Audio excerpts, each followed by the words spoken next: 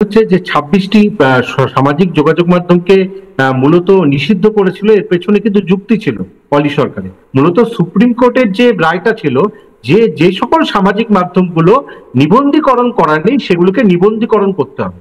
পরবর্তীকালে কিন্তু টিকটক, ভাইবার এদের কিন্তু মানে ছাড় দিয়েছিল সরকার, কিন্তু এই বাকি সংস্থাগুলো থেকে কোনো ধরনের নিবন্ধীকরণ করা হয়নি।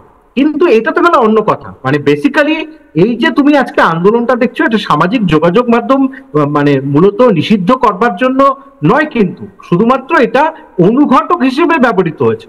শুধুমাত্র অনুঘটক কেন বলছি, কারণ আমরা আমাদের প্রতিবেশী দেশগুলোতে দেখছি ভারত বিরোধী কিন্তু একটা জায়গা রয়েছে।